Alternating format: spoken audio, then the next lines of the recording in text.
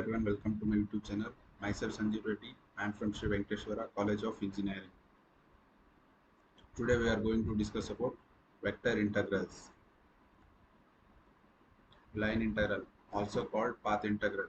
Container integral, curve integral is an integral where the function is integrated along a curve or of t instead of along a straight line. The function to be integrated can be either a scalar or a vector field. We will then have to study generalization of integration of b of a df by dx is equal to f of b minus f of a. If we want to integrate a scalar field f along a curve r of t, the line integral is simplified integral f of d of r. The line integral of a scalar field f over a curve C can be thought of as the area under the curve C along the surface. Z is equal to f of x comma y described by the field. Line integral of vector fields.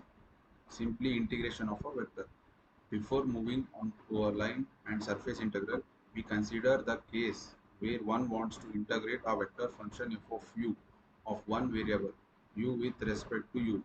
The integral can be calculated simply by integrating the components of f1, f2, f3.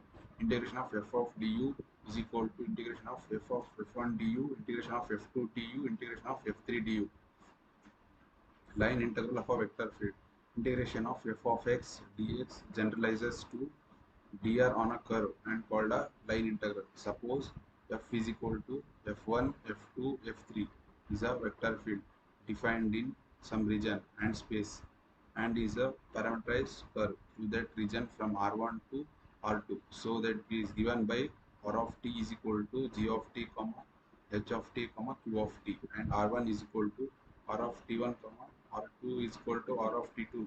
Then one can define the line integral. Integration of x1 x2 f of dr to be evaluate the integral. The straight line is for the case of a line joining r1 and r2. R is equal to r1 plus t of r2 minus r1. R is equal to 0 plus t of 2i.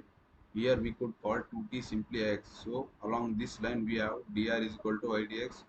To get the value of x, we substitute y is equal to z, z is equal to 0 into the general form for f, giving f is equal to 2k, taking scalar product f of f dot dr is equal to 0, and hence this segment gives 0 integral.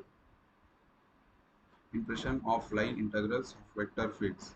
If the vector field f represents a force, then is called a work integral, and its value is the work done by the force for a practical moving between r1 and r2.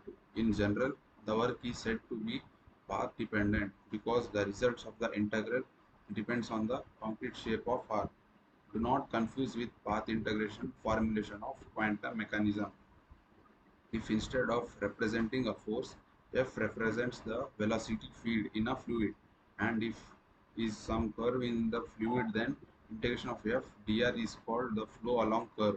If is closed a curve, the flow is called circulation around surface integrals. The surface integral is a definite integral taken over a surface. It can be thought of as a double integral analog of a line integral. Given a surface on may integrate over its scalar fields and vector fields. The double integral in a plane that we meet before, integration of x comma y dx dy, are surface integrals of scalar fields over plane surface. Therefore, we need to generalize this concept for curved surfaces for vector fields. Curved surfaces area limits. A small area on a curved surface has both magnitude and direction, the normal to the surface, associated with it. We need to pick a small area dou s which is small enough to be approximated as almost flat, and define the vector dou s for the area element dou s as dou s is equal to dou sn, where n is a unit vector normal to the surface element dou s.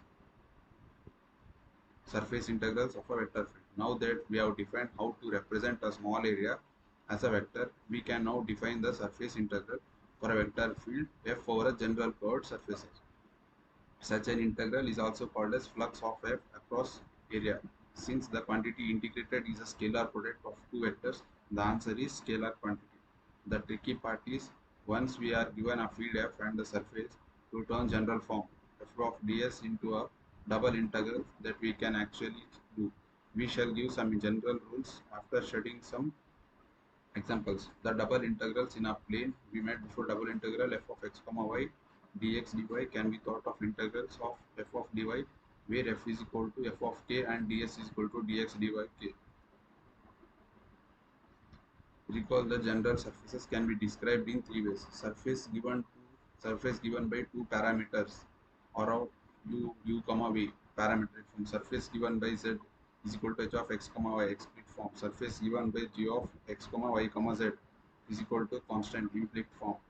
The optimal description will depend on the concrete surface to be described.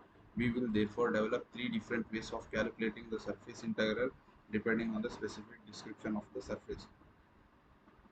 Volume integrals. In this section, we will only consider integrals of scalar or vector fields over volume defined in R cube, either in Cartesian or in generic cardinal coordinates. Thank you.